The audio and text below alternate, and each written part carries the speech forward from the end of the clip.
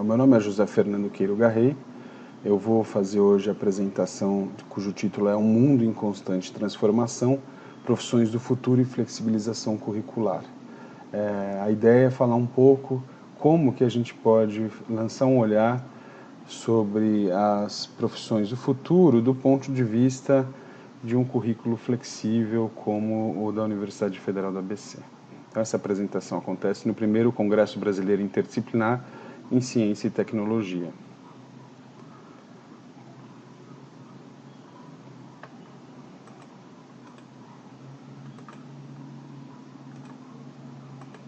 Então, fazendo um pouco aqui uma reflexão, quais seriam as profissões do futuro, né? Quais são as profissões do futuro? Será que a gente consegue saber quais são essas profissões do futuro? Mesmo que a gente soubesse quais são as profissões do futuro, como que a gente se planeja para a execução dessas universidades, dessas formações? E nesse sentido, qual seria o papel da flexibilização curricular? A gente sabe o que é, né?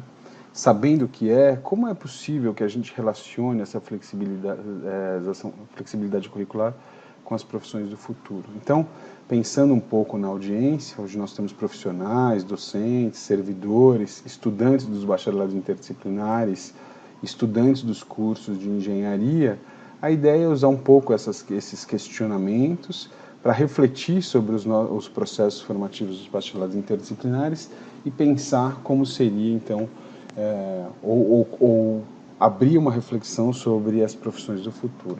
Então, qual é a minha formação? Fui coordenador do Bacharelado em Ciência e Tecnologia e pró-reitor de graduação da Universidade Federal do ABC. No momento em que ela passou pelos primeiros reconhecimentos dos cursos, ou seja, era um modelo novo sendo implantado, recém-implantado, e precisava passar por toda uma série de reconhecimentos e de construção de documentação que viabilizassem a sua execução. Então, eu sou físico de formação, com mestrado e doutorado em Ciências dos Materiais, sou professor de Engenharia de Materiais desde janeiro de 2009, mas cheguei na UFABC em 2007, inicialmente com uma bolsa de pós-doutorado.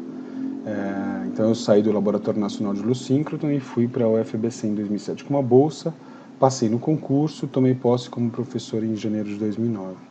Faço pesquisa em nanociência e materiais avançados, faço parte do núcleo docente estruturante do Bacharelado em Ciência e Tecnologia e do núcleo docente estruturante da Engenharia de Materiais. Então, eu vou começar fazendo a estrutura da apresentação. Eu vou fazer um panorama da região do ABC na virada do século, vou fazer um breve histórico sobre a construção da Universidade Federal do ABC, vou falar um pouco sobre os documentos e os modelos de referência, vou falar sobre a interdisciplinaridade, que é onde se apoia todo o modelo da UFABC, vou falar sobre os cursos de ingresso e vou usar, dentro dos cursos de ingresso, a matriz curricular do BCT para conversar um pouco sobre a flexibilidade. Por fim, falo sobre os cursos específicos, as possibilidades de trajetória para o aluno, alguns dos benefícios do modelo e apresento, ou espero fazer algumas reflexões sobre pontos que precisam ser trabalhados, do meu ponto de vista, claro.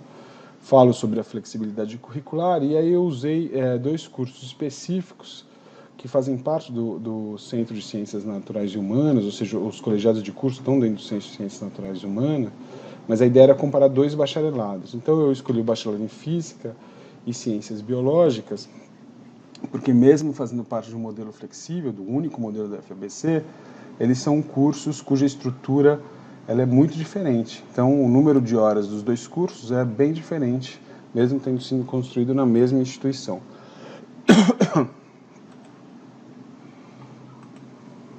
Então, na virada do século XX para o século XXI, o ensino superior no ABC se apresentava da seguinte forma: a gente tinha instituições de ensino superior, 30 instituições, quase todas privadas, nenhuma gratuita. Esse era o cenário. 77 mil alunos no ensino superior, 65% deles em instituições privadas, 20% em instituições municipais, 15% em instituições filantrópicas.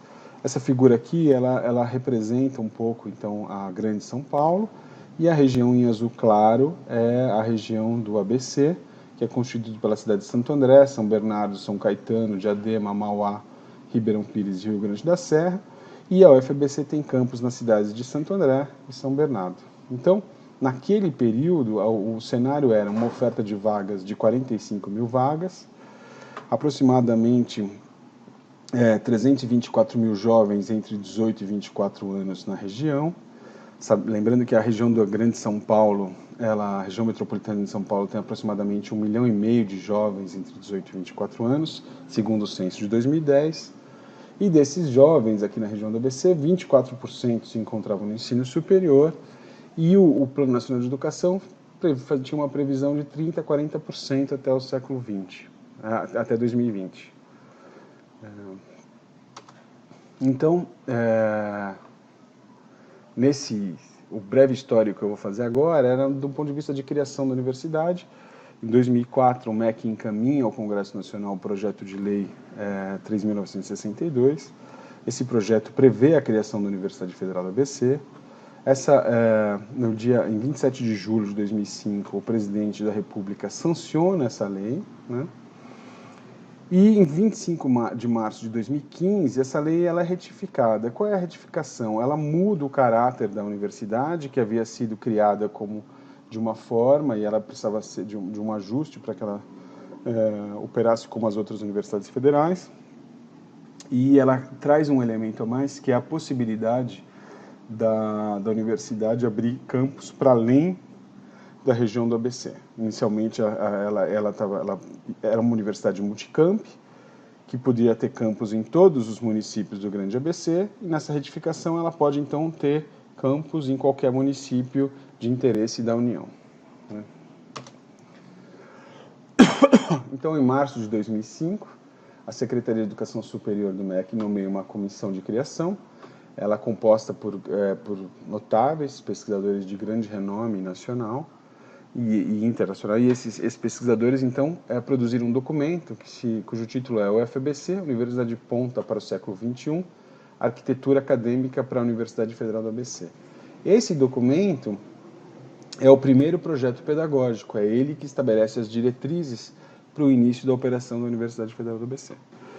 Em setembro de 2006, ingressam os primeiros alunos e as aulas têm início. Os documentos de referência, os modelos, então, assim, em 1999 é publicado um documento que é a Declaração de Bolonha. Essa declaração, ela propõe algumas diretrizes para o ensino superior na União Europeia com o objetivo de formar cidadãos com conhecimentos necessários para o desenvolvimento social e tecnológico, olhando para o novo século. E trazia como suas características a mobilidade e a empregabilidade, entendendo que, ao formar um cidadão para a Europa, ele poderia se mover por qualquer país da Europa e maximizar a empregabilidade se deslocando para onde fosse necessário. O projeto da UFABC ele também discute o ensino superior, pensando no Brasil, com a ideia de formar cidadãos com conhecimentos necessários para promover o desenvolvimento social e tecnológico, mas dentro do nosso contexto e pensando muito mais numa mobilidade acadêmica do que numa mobilidade nos termos em que era apresentada aqui no documento da Declaração de Bolonha. Outros documentos que subsidiaram o projeto pedagógico da UFABC subsídios para a reforma da educação superior, da Academia Brasileira de Ciências. A minha sugestão para aqueles que envolvidos em pensar a educação no futuro é que deem uma olhada no documento Repensar a Educação Superior no Brasil, que é um documento mais recente de 2018, também da Academia Brasileira de Ciências, que é uma complementação ou uma versão posterior daquele documento inicial. Então, a ideia de interdisciplinaridade é um dos pontos importantes aqui na construção da UFABC, e ela se apoia muito na ideia de que os avanços na ciência e na tecnologia passaram a exigir uma reformulação na forma de adquirir o conhecimento. Então, é possível se adquirir novos conhecimentos apenas se a gente se apoiar numa sólida base científica e que garantiria ao profissional que ele se adapte eficientemente naquilo que for apresentado. Então, nesse sentido, a ideia do especialista, que realiza atividades rotineiras, mas muito específicas, e demanda de alguém com uma visão mais abrangente para que indique os caminhos, esse especialista, essas tecnologias que elas aparecem e se tornam obsoletas cada vez mais rápido, né, no mundo moderno, esses profissionais muito específicos teriam, então, uma prevalecência cada vez menor, ou seja, as habilidades muito especializadas, elas ficariam desatualizadas e inúteis numa sociedade que se transforma muito rapidamente. Então, em áreas mais dinâmicas, naquelas que geram novas tecnologias, por exemplo, só os profissionais com formação científica muito sólida e interdisciplinar seriam capazes de se adaptar eficientemente às exigências de um mercado em constante transformação.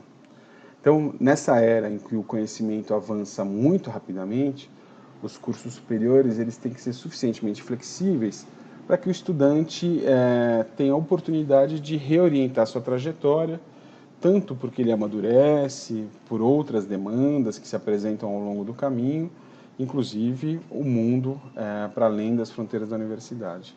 E a possibilidade de cruzar essas fronteiras tradicionais das disciplinas, preparando-se então para atuar em problemas cada vez mais temáticos e menos disciplinares. Então a base do projeto pedagógico da FABC é a interdisciplinaridade, principalmente na ideia de que o profissional formado ele tem que ter condições de compreender, transformar e representar o mundo.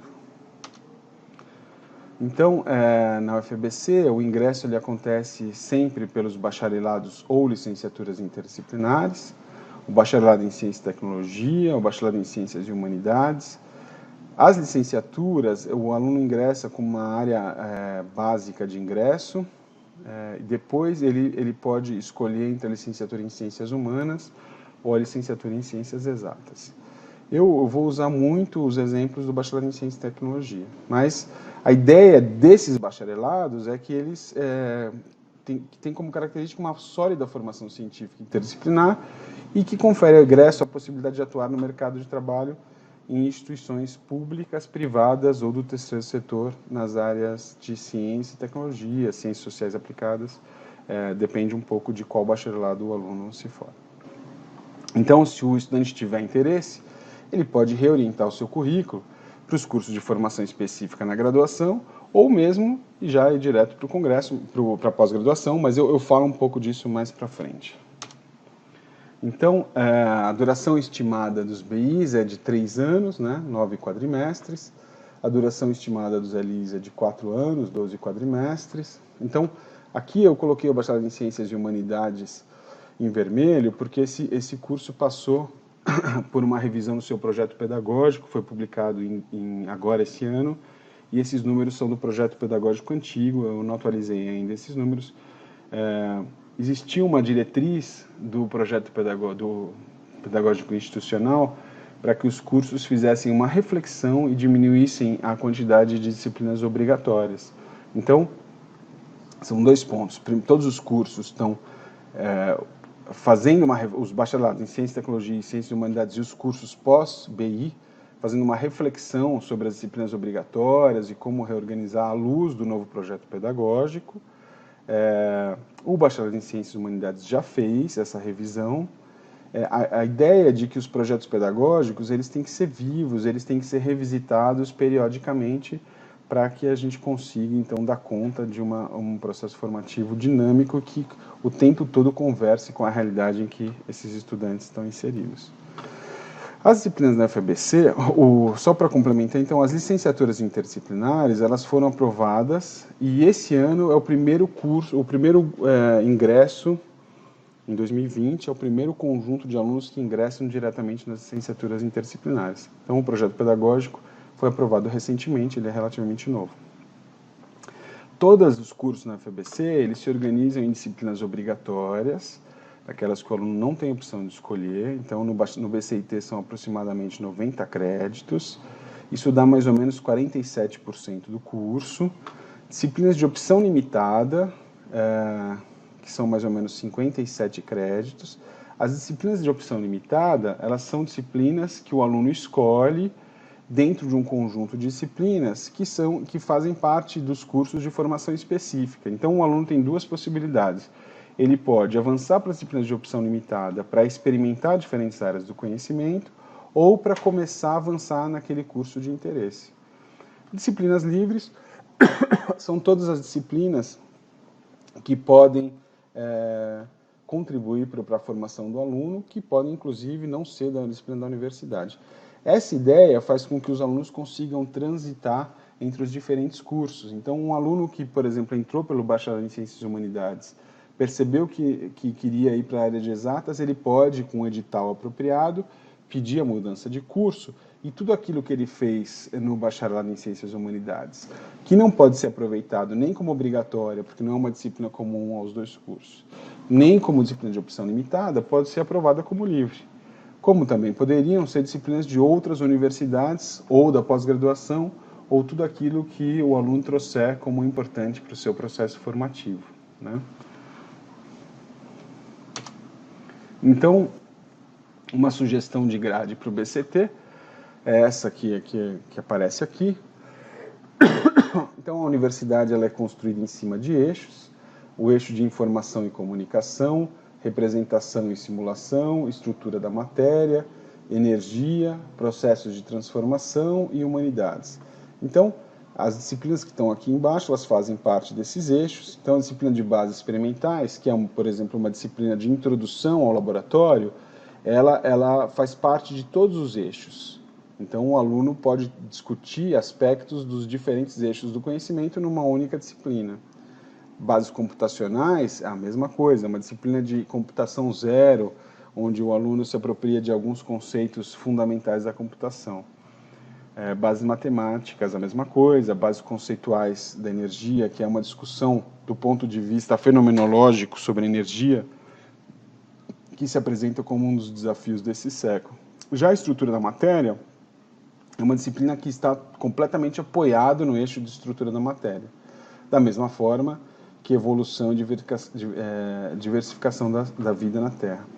O conjunto de disciplinas que compõe esse núcleo base, ele é muito apoiado em disciplinas de formação científica, fortemente científica, com bastante matemática, com física, mas também disciplinas para que o aluno entenda ou faça uma reflexão de que ele não está sozinho no mundo. Então, eu preciso do conhecimento técnico, eu preciso entender o meio em que eu estou inserido e preciso entender a sociedade da qual eu faço parte e estabelecer relações apoiadas nesse tripé de conhecimento, né? No conhecimento específico, conhecimento científico, entender o meio e a sociedade entendendo que a solução de problemas ela tem que conversar com os diferentes aspectos da nossa sociedade, tanto do ponto de vista social quanto do ponto de vista do meio ambiente. Então, as disciplinas elas são organizadas em teórica, prática e individual. Nesse caso aqui, no primeiro quadrimestre, o aluno tem 12 horas de aula teórica, 5 horas de aula prática, e se espera no I, que é o individual, que ele dedique 21 horas da sua semana realizando atividades que conversem com as atividades das disciplinas planejadas. Então, é uma forma de que o professor, ao saber quanto que se espera do aluno no I, planeje as atividades para que aquele aluno gaste aquele número de horas em atividades individuais. No segundo quadrimestre, eu não falei, mas assim, a UFABC ela está organizada em quadrimestres, e a ideia do quadrimestre é para que o aluno reoriente ou mude de trajetória rapidamente. Então, cada ano são 3 quadrimestres. Se o aluno entendeu que ele seguiu um caminho, mas aquele caminho não é o que ele gosta, ele pode rapidamente mudar de caminho, uma vez que a cada 3 meses ele faz novas escolhas de disciplinas. Então, no segundo quadrimestre, ele tem um conjunto de disciplinas obrigatórias, né, totalizando 18 créditos e 26 horas de atividade individual. O mesmo acontece, então, no segundo quadrimestre, no terceiro quadrimestre, um número mais ou menos equilibrado de créditos, no quarto quadrimestre. A partir desse momento, O aluno sempre pode começar a puxar disciplinas e a compor o seu curso, trazendo disciplinas de opção limitada e disciplinas livres para a sua formação. Então, a partir do 5º quadrimestre, o número de lacunas ou de possibilidades, ou seja, o número de créditos obrigatórios diminui significativamente e o aluno começa a trazer disciplinas de opção limitada ou livres que compõem a sua grade curricular. A ponto de no 7º e 8º quadrimestre não existe nada planejado, ele escolhe tudo aquilo que ele tem interesse. A única disciplina que aparece já no final, no quadrimestre, é projeto dirigido, que ela tem uma missão muito específica, que é integrar esses conhecimentos interdisciplinares na forma de um projeto, né? Então, por isso que ela aparece no 9º quadrimestre, que ela seria uma disciplina integradora em que os diferentes conhecimentos se integrariam num projeto. Um dos pontos importantes, então, é que não existem 2 alunos egressos do BCIT com a mesma grade, ou seja, que percorreram os mesmos caminhos. Cada aluno percorre o seu caminho no seu ritmo, uma vez que as disciplinas não têm pré-requisitos, mas existe uma grade sugerida, então se sugere uma trajetória, mas o aluno escolhe a trajetória com a velocidade com que ele vai passar por ela, escolhe as disciplinas, então ele tem total liberdade aí na construção do seu caminho, percurso formativo, e não existem 2 alunos com a mesma grade. Então, depois dos cursos específicos, a gente pode olhar aqui para os alunos, os cursos vinculados ao BCIT, são as engenharias ambiental e urbana, aeroespacial, biomédica, energia, gestão, materiais, informação, instrumentação, automação e robótica, ciências biológicas, ciência da computação, física, matemática, química, neurociência e biotecnologia. Os cursos em amarelo são aqueles vinculados ao BCH, os cursos em azul claro são os vinculados às licenciaturas em ciências naturais e o bacharelado em filosofia, a licenciatura em filosofia, ligada à licenciatura interdisciplinar em humanidades, e o bacharelado em filosofia vinculado ao BCH, né, que aparece aqui. Então, a ideia da flexibilidade dos cursos específicos, é que a gente tem a maior flexibilidade na mudança de curso, como eu havia dito anteriormente. Os alunos podem escolher as suas trajetórias e mudar de curso assim que eles vão amadurecendo e percebendo novas necessidades.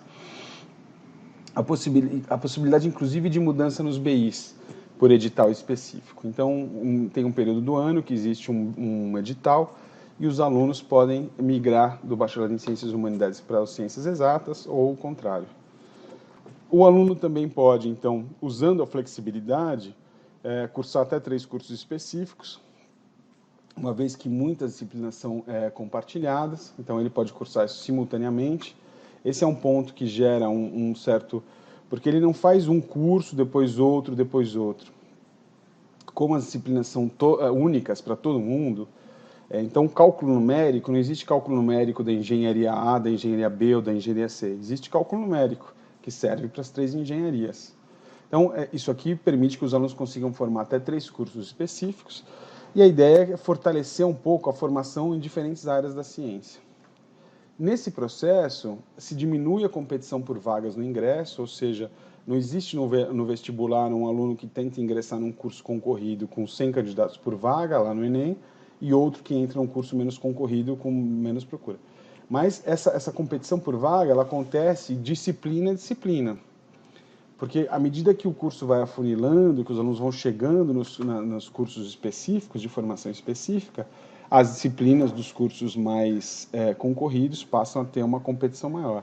Mas a ideia de não ter essa competição no início é fortalecer, então, um pouco o espírito de cooperação entre os alunos, e a possibilidade de complementar a formação é aumentar a permanência, para que os alunos voltem para buscar mais formação ou complementar essa formação, retornando à universidade em diferentes momentos.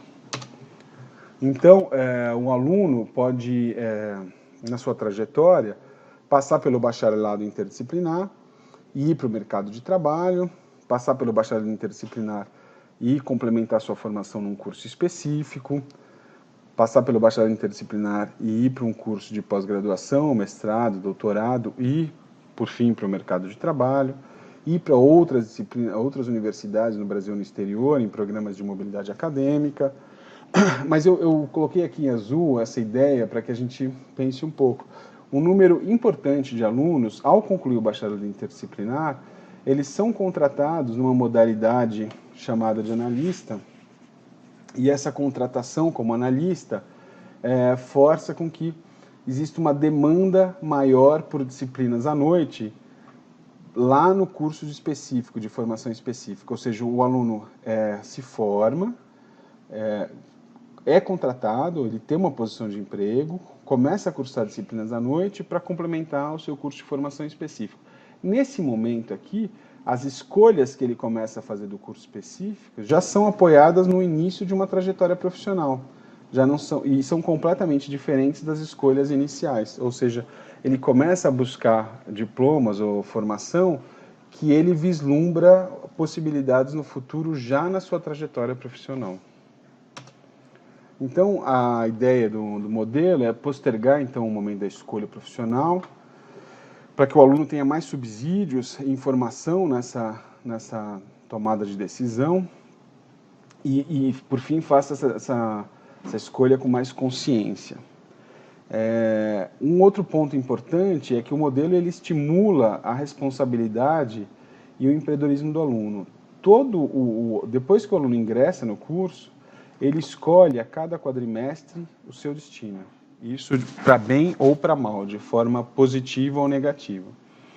A gente, de certa forma, combate a evasão, porque aquele aluno que avança ou que tem dificuldade dos anos iniciais da engenharia e acabaria desistindo da universidade, ele não faz isso, porque ele pode, como não tem pré-requisitos, ele pode avançar em disciplinas específicas, mas a responsabilidade vai ser toda dele nesse processo de escolha, para bem ou para mal.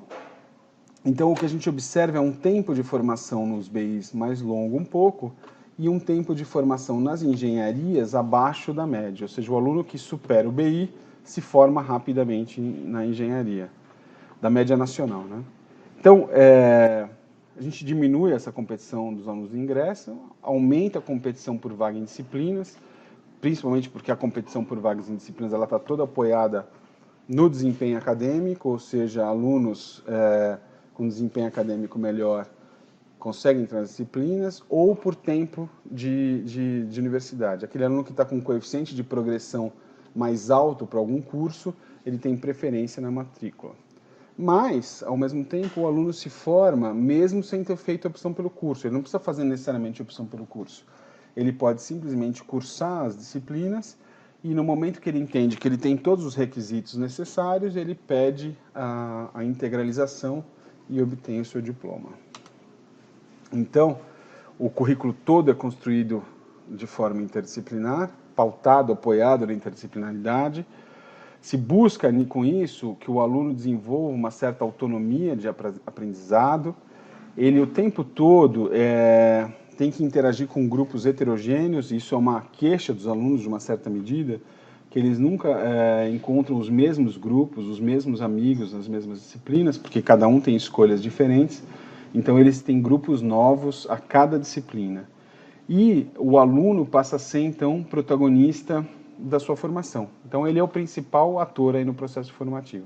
A pergunta que vem aí é se o educando está pronto para esse protagonismo todo. Como ele faz a gestão das liberdades e a tutoria?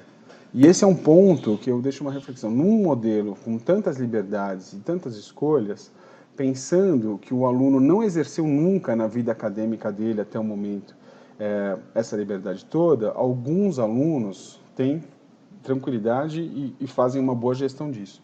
Outros alunos não sabem muito bem como fazer a gestão das liberdades e precisariam obrigatoriamente de um programa de tutoria, né? Na UFABC existe um programa de tutoria, o programa é voluntário para quem, nos anos iniciais, e para aqueles alunos que estão em risco de jubilamento, o programa de tutoria e o acompanhamento pela divisão de ensino-aprendizagem tutorial, ele é obrigatório, ou seja, aqueles que estão em risco de jubilação têm que passar pela tutoria de qualquer forma. Mas essa tutoria é algo fundamental para dar suporte aos alunos que têm dificuldade em fazer a gestão das liberdades. Então, aí um pouco sobre a flexibilidade curricular. Olhando para a UFABC, eu peguei os dados de 2019, que eu acho que era uma boa discussão. O catálogo de disciplinas da UFABC, ele apresenta 1.108 disciplinas. Essas disciplinas, elas são divididas por turmas, né, disciplinas por turmas. Então, no primeiro quadrimestre de 2019, foram oferecidas 394 disciplinas, 1.028 turmas. No segundo quadrimestre de 2019, foram oferecidas 346 disciplinas em 1.053 turmas. Em 2019-3, 385 disciplinas em 1.034 turmas.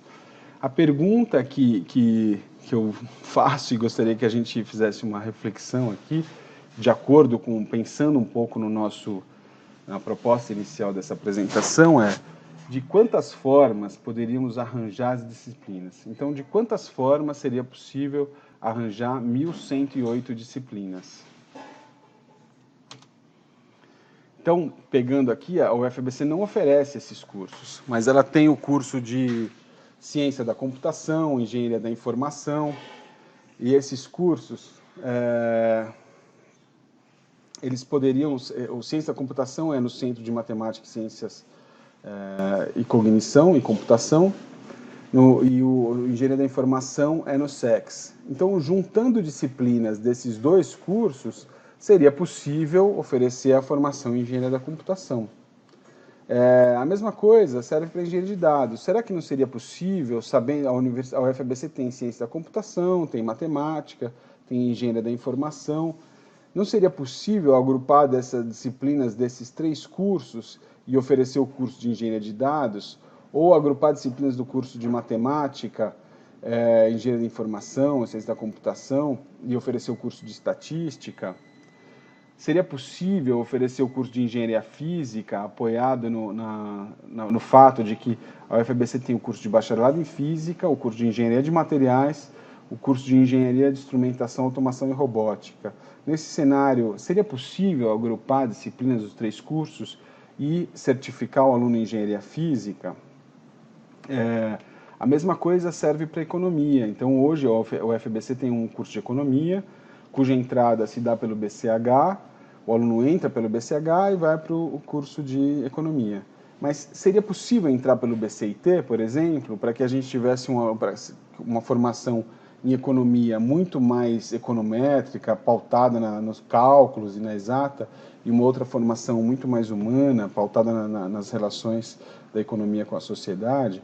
Tudo isso é possível, mas isso demanda que toda a estrutura da universidade consiga fazer discussões nesse sentido. Que estrutura é essa? Os centros, cada curso desse tem um núcleo docente estruturante, esse núcleo docente estruturante é uma entidade diferente da coordenação de curso, e existe também a plenária de curso, ou seja, demandaria que todas essas diferentes instâncias dos diferentes cursos entrassem em acordo para produzir uma outra formação, uma outra titulação. Então, nesse sentido, quantas certificações poderíamos oferecer? Pensando nos diferentes cursos, pensando no número de disciplinas que a UFABC oferece, seria possível oferecer microcertificações dentro das diferentes áreas do conhecimento? Acho que agrupar as disciplinas de cálculo e dar uma microcertificação em cálculo, e aí uma formação superior seria um agrupamento de microcertificações. Seria possível ajustar para a oferta certificações para as profissões do futuro? Então, como é que a gente pensa em profissões que a gente nem sabe que elas vão existir, que elas podem ser um agrupamento dessas disciplinas que elas já existem, desses componentes curriculares que eles já existem, ou de pequenos agrupamentos desses agrupamentos curriculares? Agora, como que se faz isso aqui, pensando em profissões do futuro, entendendo que a nossa estrutura está apoiada na coordenação de curso, plenária de curso, NDE, centros? Então, como se organiza essa oferta dentro de uma estrutura, e eu coloquei aqui burocrática, porque a burocracia ela pode ser positiva para que a gente crie regras, para que as coisas não aconteçam de forma aleatória e bagunçada, mas ela também cria aí uma série de instâncias de discussão que pode tornar o processo lento. e a gente está pensando num mundo que se transforma muito rapidamente. Imagine que toda essa estrutura pudesse ser superada e a gente conseguisse, então, fazer agrupamentos de disciplinas e mudar certificações rapidamente à medida que as demandas aparecem. Mas como seria o controle? Quem garante e controla a qualidade do ponto de vista da regulação, né? São entes externos. Tudo isso são perguntas que, se a gente não conseguir discutir, mesmo que o currículo seja flexível, fica muito difícil que a gente consiga dar outras certificações rapidamente, ou pensar em adequar as universidades para demandas que a gente não sabe quais são. Então, eu trouxe aqui 2 exemplos de cursos que saem do bacharelado em Ciência e Tecnologia. Um dos cursos é o curso de Física. Então, aqui tem um conjunto de resoluções do Conselho Nacional de Educação e do Conselho Estadual de Educação, que trata um pouco da profissão de Física. E esse conjunto de resoluções, o curso, no seu colegiado, na sua plenária, discutiu e estabeleceu, então, que o bacharelado em Física ele vai ser um curso dividido, como toda a UFABC, em obrigatórias, opção limitada e livres, um núcleo, as obrigatórias do bacharelado interdisciplinar, um núcleo comum do bacharelado em Física, quase do mesmo tamanho das obrigatórias aqui do bacharelado interdisciplinar, e um núcleo específico que envolve disciplinas de opção limitada e livres. Então aqui dá mais ou menos 47%, aqui mais ou menos da mesma ordem de grandeza, um pouco menos, e o resto opção limitada e livre, dando um total de 200 créditos, mas eu chamo a atenção aqui para o número de horas. O bacharelado em Física ele tem mais ou menos 2.400 horas, ou seja, o aluno conseguiria se formar no bacharelado em Física fazendo só as horas que ele precisa fazer para o bacharelado em Ciência e Tecnologia. Do ponto de vista da Física, faz sentido porque o aluno conseguiria rapidamente ir para o mestrado e para o doutorado, que aquele grupo entende que é o caminho natural do bacharel em Física. Por outro lado, a gente tem a estrutura do bacharelado em Ciências Biológicas, e ele está dividido com uma outra estrutura, disciplinas obrigatórias, com um número de horas, disciplinas de opção limitada, um outro número de horas, livres. O total de horas do bacharelado em Ciências Biológicas é de 3.452 horas. Esse é um número que chama atenção porque, tipicamente, as engenharias do UFABC trabalham com 3.600 horas, que era o limite mínimo do CREA, algo ao redor disso. Então, a gente tem um curso de Biologia, Ciências Biológicas, quase com o mesmo número de horas que uma engenharia.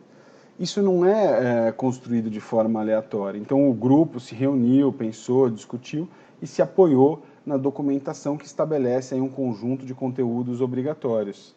Então, eu ilustro aqui, então, essas aqui são algumas das portarias e pareceres que pautam a construção do curso de Biologia, que regulamentam e que fizeram com que o curso, então, tivesse um número muito grande de horas.